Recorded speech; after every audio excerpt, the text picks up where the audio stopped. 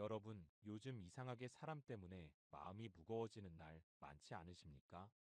별일 아닌 말 한마디에 하루 종일 기분이 가라앉고 밤이 되면 그 장면이 다시 떠올라 잠을 설친 적도 있으실 겁니다. 젊을 때는 그럴 수 있었습니다. 원래 사람이란 그런 거지 하며 넘기고 참아내고 이해하려 애썼습니다. 하지만 이제는 다릅니다. 나이가 들수록 사람 하나가 삶 전체의 평온을 흔들 수 있기 때문입니다. 인생에는 계절이 있습니다. 지금 우리는 더 이상 씨를 마구 뿌리는 봄이 아니라 거두고 정리해야 할 인생의 가을에 와 있습니다. 이 시기에도 나를 힘들게 하는 사람을 붙잡고 있다면 그건 미덕이 아니라 자기 소모입니다. 오늘 영상에서는 나이 들수록 반드시 구분해야 할 곁에 둘 사람과 멀리해야 할 사람, 그 기준을 분명히 말씀드리겠습니다. 특히 이 말을 자주 하는 사람, 나이 들어도 사과할 줄 모르는 사람, 필요할 때만 나를 찾는 사람, 이들의 속마음을 200년 전 지혜를 통해 차분히 짚어보겠습니다. 이 영상은 누군가를 미워하라고 말하지 않습니다. 다만 내 인생에서 더 이상 낭비하지 않아도 될 관계를 정리해도 괜찮다는 용기를 드리려 합니다. 오늘 이 시간이 사람 때문에 흔들리던 마음을 내려놓고 오직 나를 위한 평온한 삶으로 한 걸음 나아가는 계기가 되길 바랍니다. 왜 나이 들수록 인연 정리가 중요할까? 젊을 때의 인간관계는 사람을 늘리는 과정이었습니다. 학교, 직장 모임을 통해 새 인연을 만들고 넓히고 연결하는 것이 삶의 일부였죠. 하지만 나이가 들수록 인간관계의 방향은 완전히 달라져야 합니다. 이제는 확장이 아니라 보존과 선택의 단계에 들어섭니다. 첫째, 체력과 에너지가 예전 같지 않습니다. 누군가와 한 번 만나고 나면 몸보다 마음이 더 피곤해질 때가 많습니다. 둘째, 감정 회복 속도가 느려집니다. 예전엔 하루면 잊혔던 말이 이제는 며칠 몇 주씩 마음에 남습니다. 셋째, 무엇보다 시간이 유한해졌습니다. 앞으로의 인생에서 누구와 시간을 보내느냐는 삶의 질을 직접적으로 좌우합니다. 이때도 여전히 모든 관계를 붙잡고 있으려 하면 가장 먼저 무너지는 건 내 평온입니다. 많은 분들이 이렇게 말합니다. 그래도 사람 관계를 함부로 끊으면 안 되지.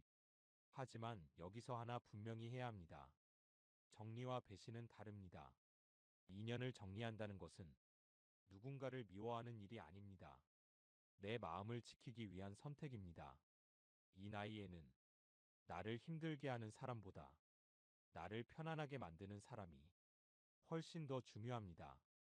만나고 나서 마음이 가벼워지는지, 나 자신이 존중받는 느낌이 드는지, 괜히 미안해지지 않는지, 이 세 가지만 봐도 그 인연이 지금의 나에게 필요한지 충분히 알 수 있습니다. 이제부터는 얼마나 오래 알았는가가 아니라 지금의 나를 어떻게 대하는가가 관계의 기준이 되어야 합니다. 다음부터 말씀드릴 5가지 유형은 나이 들수록 특히 조심해야 할 사람들입니다. 하나씩 살펴보며 여러분 마음속에 떠오르는 얼굴이 있다면 그것만으로도 오늘 영상은 이미 충분한 의미가 있습니다. 유형 1. 이 말을 자주 하는 사람. 내가 언제 그랬어? 여러분, 이 말 한 번쯤은 반드시 들어보셨을 겁니다. 분명히 상처되는 말을 했고, 분명히 약속을 어겼고, 분명히 책임져야 할 상황인데, 이렇게 말합니다. 내가 언제 그랬어? 처음에는 내가 예민한가? 기억이 잘못됐나? 이렇게 스스로를 의심하게 됩니다. 하지만 분명히 말씀드립니다. 이건 기억력의 문제가 아닙니다. 책임을 피하려는 태도입니다. 사람은 누구나 실수할 수 있습니다. 하지만 성숙한 사람은 실수한 뒤에 사과할 줄 압니다. 문제는 이 유형의 사람들은 사과 대신 늘 변명을 선택한다는 점입니다. 그건 내가 오해한 거야. 그렇게까지 말한 건 아니잖아. 왜 그렇게 예민하게 받아들여? 이 말들의 공통점은 하나입니다. 상처받은 사람의 감정은 지우고 자기 자신만 보호합니다. 이런 관계가 반복되면 어느 순간부터 우리는 말을 아끼게 됩니다. 표정을 숨기게 됩니다. 감정을 눌러 담게 됩니다. 결국 관계는 유지되지만 나 자신은 점점 사라집니다. 여기서 중요한 기준 하나를 드리겠습니다. 사과하지 않는 사람은 본인이 틀렸다는 사실보다 자존심을 더 소중히 여깁니다. 나이가 들어도 자존심을 내려놓지 못하는 사람은 앞으로도 절대 변하지 않습니다. 이건 냉정한 말이 아니라 수많은 관계에서 확인된 현실입니다. 그래서 이 유형의 사람과 함께 있을 때는 계속 설명하려 들지 마십시오. 이해시키려 애쓰지 마십시오. 그 순간부터 이미 관계의 균형은 완전히 무너진 상태입니다.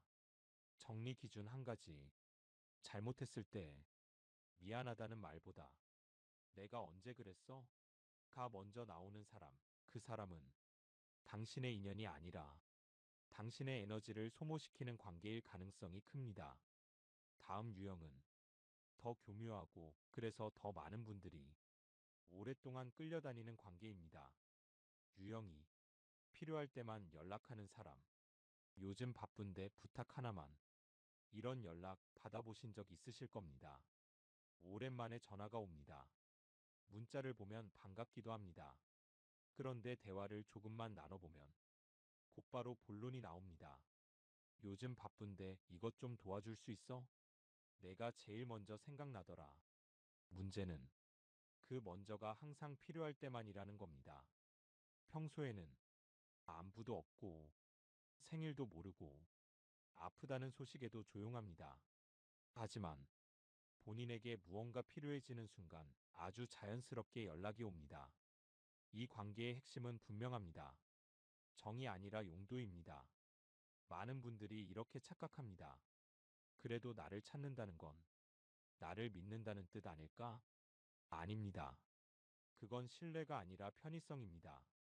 정말 인연이라면 필요가 없을 때도 연락이 옵니다.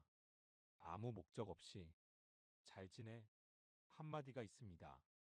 하지만 이 유형의 사람은 대화의 시작과 끝이 늘 같습니다. 요청, 해결, 다시 침묵. 이 관계가 오래 지속되면 어느 순간부터 거절하면 죄책감이 들고 도와주고 나면 허탈해집니다. 그리고 결국 마음속에 이런 말이 쌓입니다. 나는 왜 항상 이 역할일까? 여기서 분명히 말씀드립니다. 도움을 주는 사람이 나쁜 게 아닙니다. 문제는 도움만 주는 관계입니다. 정리 기준 한 가지. 연락의 이유가 늘 부탁으로 시작되는 사람. 그 사람은 인연이 아니라 당신을 편리하게 여기는 관계일 가능성이 큽니다. 다음으로 말씀드릴 유형은 겉으로는 친절하지만 조용히 마음을 깎아내리는 사람입니다. 유형 3. 나를 은근히 깎아내리는 사람. 그 나이에 아직도 그거래? 이 유형의 사람은 겉으로 보면 악의가 없어 보입니다. 웃으면서 말하고 농담처럼 던집니다. 그래서 더 조심해야 합니다. 그 나이에 아직도 그거래? 요즘은 다 그렇게 안 살아. 너라서 그 정도지. 말을 듣는 순간엔 크게 반박할 이유도 없고 괜히 분위기 망칠까봐 웃고 넘기게 됩니다.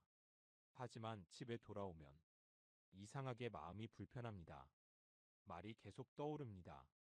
이게 바로 은근한 깎아내림의 특징입니다. 이 사람들은 노골적으로 무시하지 않습니다. 그래서 더 오래 마음에 남습니다. 이 유형의 본질은 상대방을 낮춰 자기 우위를 확인하려는 태도입니다. 문제는 이런 말을 반복해서 듣다 보면 어느 순간부터 내 선택이 초라해 보이고 내 삶을 스스로 검열하게 된다는 점입니다. 말하기 전에 한 번 더 고민하고 하고 싶은 걸 포기하고 내가 틀린 건가 자문하게 됩니다. 관계가 사람을 키워주지 못하고 계속 작아지게 만든다면 그건 이미 건강한 관계가 아닙니다. 여기서 하나 기억하셔야 합니다. 진짜 가까운 사람은 조언을 해도 존중을 잃지 않습니다. 반대로 존중이 없는 말은 아무리 부드러워도 결국 상처로 남습니다. 정리 기준 한 가지.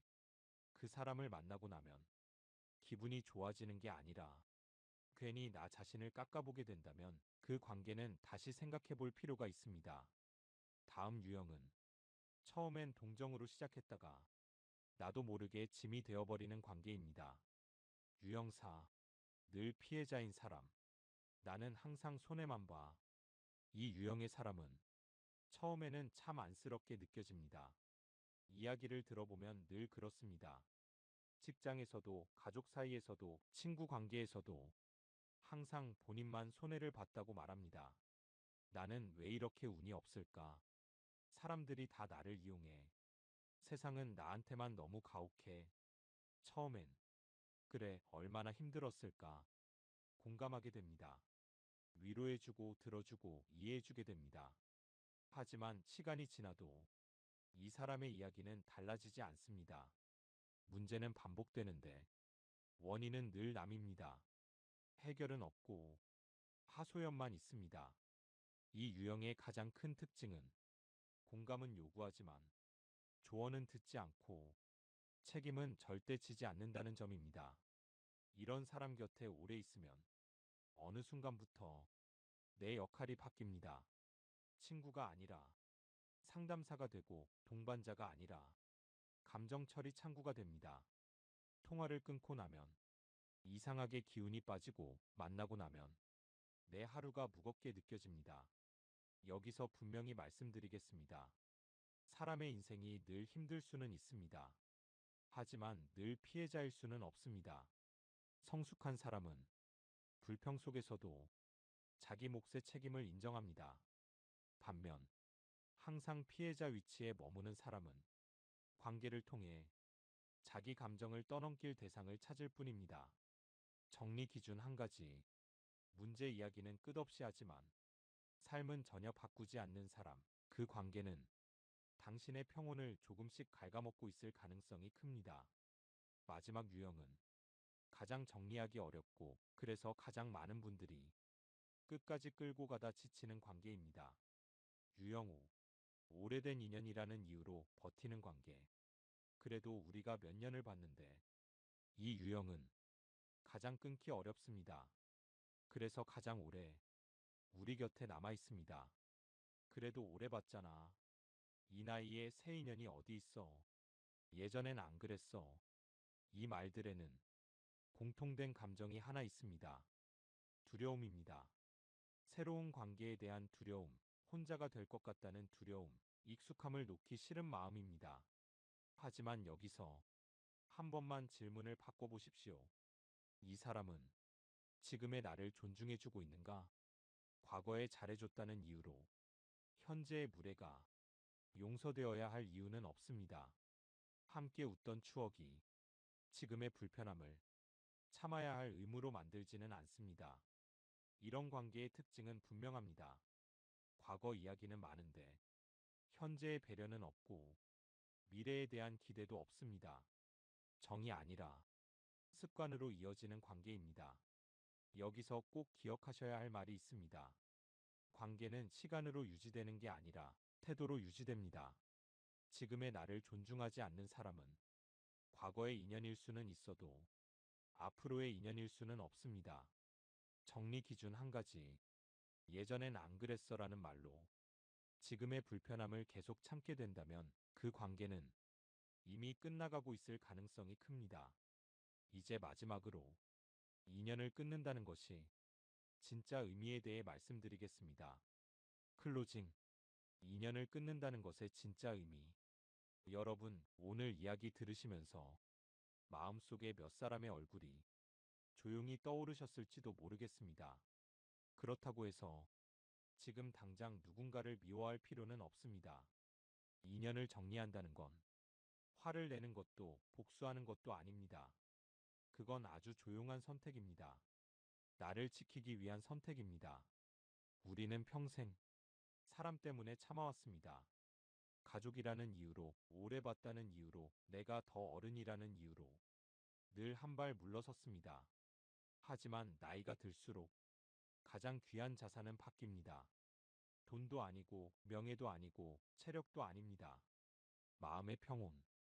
밤에 편히 잠드는 힘, 나 자신을 존중하는 감각. 이 세 가지입니다. 사람 하나 잘못 곁에 두면 이 세 가지가 한꺼번에 무너집니다. 오늘 말씀드린 5가지 유형은 특별히 나쁜 사람들이라서가 아닙니다.